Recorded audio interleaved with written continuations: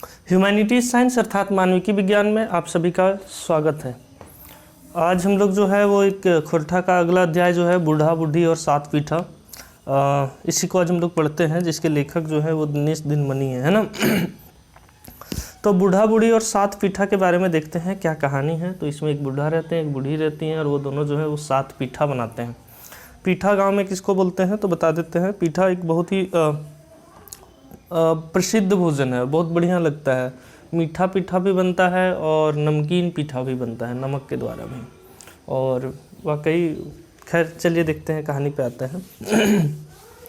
एगो गाँव में निपुतिया बूढ़ा बूढ़ी रहे हला।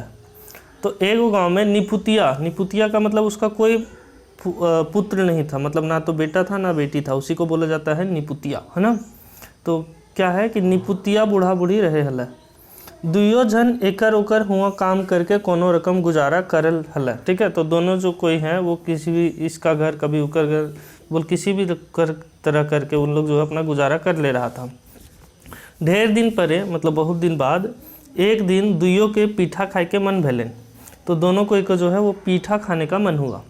दुइयो बूढ़ा बूढ़ी पीठा के जिनिस पतर जुगाड़ करे रहते पीठा बनौला।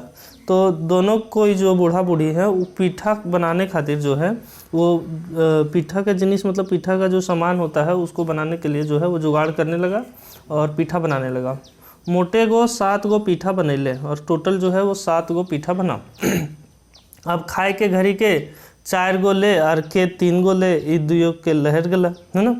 तो अब 7 पीठा है तो एक बोल रहा है कौन 4 गो लेगा और कौन 3 गो, आधा की बात भी नहीं किया जा रहा है। तो इसको लेकर के दोनों के बीच में लड़ाई हो गया, लहर गया, है ना। लड़ गए, मतलब दोनों को लड़ गया।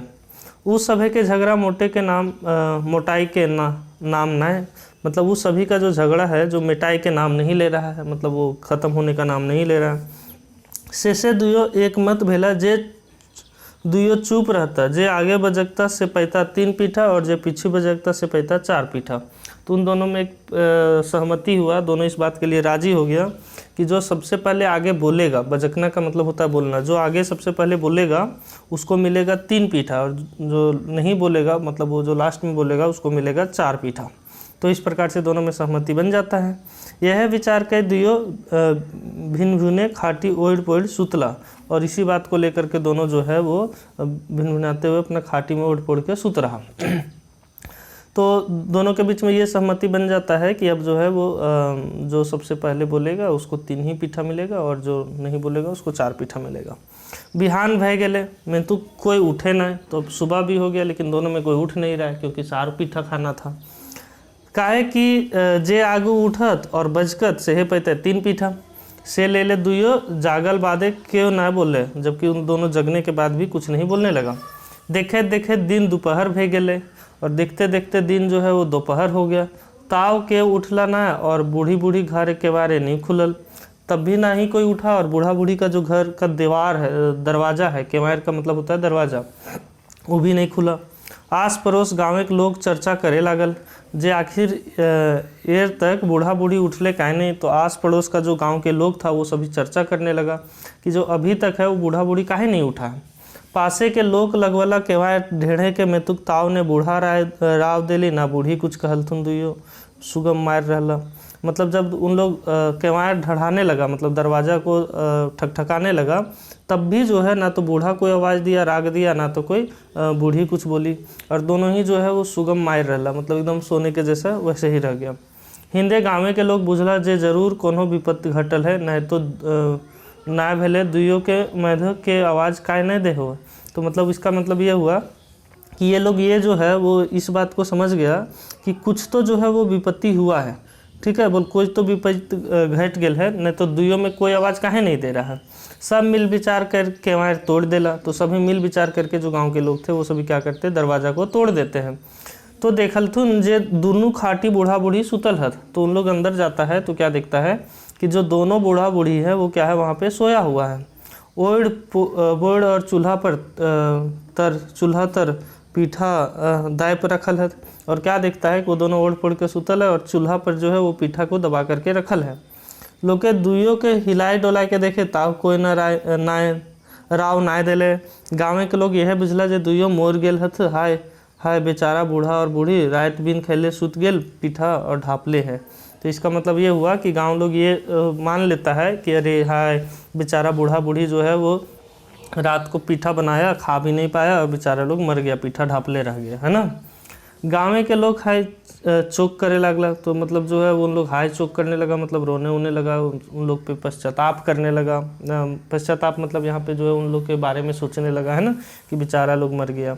सब विचार कर और चंदा पानी करके दुइयों के अंतिम क्रिया करे के उता सुता करे लगला। तो वही कहने का मतलब हुआ, अब सब विचार करके, क्योंकि उसका तो बेटा बेटी कोई था नहीं, निपुतिया था, तो उसके कारण जो है वो चंदा पानी किया गया और सब जो है दुइयों के अंतिम क्रिया करे खातिर, मतलब उन लोग को अंतिम संस्कार के लिए, जलाने के लिए उता सुता करे लगला, मतलब उसके लिए जो जो चीज़ जरूरी है वो सभी किया जाने लगा। गाँव के लोग दुइयों बूढ़ा बूढ़ी के एक एक खाटी सुताए दिले, कफन उड़ाए दिले और ले गले शोशान पोड़ावेले। तो जो गांव के लोग हैं वो दुइयों बूढ़ा बूढ़ी के एक एक खाटी सुताए दिले, मतलब दोनों को एक ही खाटी में सुता दिया, कफन भी उड़ा दिया और ले गले शोशान पोड़ावेले। तो उन लोग को शोशान ले गया, मतलब नदी ले जाया गया, मतलब जो शमशान घाट होता है उसको शोशान यहाँ बोल रहा है। तो उन लोगों को शमशान घाट ले जाया गया पोड़ाने के लिए। पोड़ाई का मतलब होता है जलाने के लिए, है ना। दुइयों जन के एके सराय, मतलब सराय का मतलब यहाँ पे चीता है, सराय में राख काठी झुरी रखे लगला। तो दोनों को एक ही चीता में रख करके काठी झुरी लगाने लगा। इतना दूर भेले बाटे केहू कोनो बच के ना, लेकिन इतना सब कुछ होने के बावजूद भी जो है वो बूढ़ा बूढ़ी में कोई भी आवाज़ नहीं देता है। जखन सराय आग लगाए दिले, मतलब सराय का मतलब यहाँ पे चीता है, जखने चीता में आग लगाए दिले और उस सभे के झरक लागे लगले, तखन दुइयों बुझ पाले और कोई उपाय ना है। तो अब दोनों समझ गया कि अब कोई उपाय नहीं है। वो सब जखन बुझे पाइला जे अब चुपचाप रहले फोड़ मोर जेब। अब उन लोग ये सब बात को समझ गया था कि अब अगर चुपचाप रहे तो जल करके मर जाएगा, पोड़ मोर जाबे। तखन आपकी दुइयों के एके संगे सारा से उठल था और एके बेरी कहे उठल, और दोनों एक ही बार कहे उठता है, ठीक है ना। तो बोलता है क्या है, सभी बोलता सी आएगा। तो बूढ़ा बोलता है जो साली तू ही 4 गो खइयो हमें 3 गो खेबो। तो बूढ़ा जो है वो बोलता है जो साली, साली मतलब गांव में अपनी बीवी को लोग प्यार से बोल देते हैं, तो गाली ही है, जैसे साला बोलते हैं उसी तरह साली। तो बोल तू ही 4 गो खइयो और हम 3 गो खेबो। तकने बूढ़ियों कहली जो बूढ़ा तू ही 4 गो खइयो हम 3 गो खेबो। और उसी समय बूढ़ी भी जो है बोलती है कि जो बूढ़ा तू ही 4 गो खइयो हम 3 गो खेबो। बूढ़ा बूढ़ी ई रकम अचके उठ गए, सब चमक गया। तो बूढ़ा बूढ़ी के जब इस तरह उठते हुए देखता है अचानक से, अचक्के मतलब अचानक से, तो वो सब चमक गए, मतलब हम लोग डर गया। जब ये सब भूत बह गए, मतलब ये सभी जो है वो भूत बन गया है। और सबले बेसी चिंता कारण मतलब जो सबसे चिंता का कारण वो था जो बोलता है तू ही 4 गो खइयो हम 3 गो खेबो। तो मतलब वहाँ के जो लोग होते हैं जो उन लोग को जलाने गए थे, उन लोग को लगता है, उन लोग बोलता है कि बोल हम 4 गो आदमी को खाएंगे और तू 3 गो आदमी को खाना, ठीक है ना। तो बेसी के चिंता कारण मेल जे शोशाने मतलब शमशाने गाँव के 7 लोग गेल है, मतलब गांव के 7 लोग ही उन लोग को जलाने गया था। वो सब बुझला जे ई दुइयो भूत बह गेल है और हम इनके खाए खोजे है। तो सबसे इंटरेस्टिंग यही बात है यहाँ पे, है ना। तो उन लोग ये सोचता है हुंदे बूढ़ा बूढ़ी दुइयो एके बत्ती कहीं झगड़ा करे लगला। तो ये सबको जब झगड़ा इस तरह करने लगा जे तू ही 4 गो खइयो हमें 3 गो, अब सके के कोनो गुंजाइश नहीं। और उन लोग को भी जो है वो शक का कोई गुंजाइश नहीं रह गया। सके का मतलब शक का है ना, उन लोग को भी शंका होने लगा कि अब यहाँ पे कोई गुंजाइश नहीं है, इन लोग हम ही लोग को खाने की बात कर रहा है। तो वही बात है, ठीक है। ये सब भूत भय गेल है और हम इन खाए के खोजे खोजे अब की भागे लागला जे जंदे पारला। तो इस तरह हुआ तो उन लोग जो है वो जिधर चाहे उधर भागने लगा डर करके। सब गाँव के लोग पराए घर घुरला और फिर जो है वो सब लोग जो है घर घुरा। तकर बाद बूढ़ा बूढ़ी लड़ले झगड़ले घर घुरला। उसके बाद बूढ़ा बूढ़ी लड़ते झगड़ते घर घूमा। घर ढुकल बाद आस पड़ोस के लोग कान ओनाए के सब उस सभी के झगड़ा सुनने के बाद सुन बुझे पाला जे इस सभी के असल झगड़ा पीठा के जलाए हले, है ना।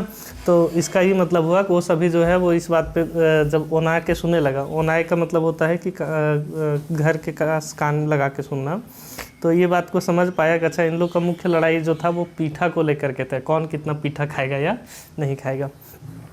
आशा है आप सभी को ये कहानी समझ में आ गई होगी। ह्यूमैनिटी साइंस अर्थात मानविकी विज्ञान या मानवता विज्ञान के साथ जुड़े रहने के लिए आप सभी का बहुत धन्यवाद।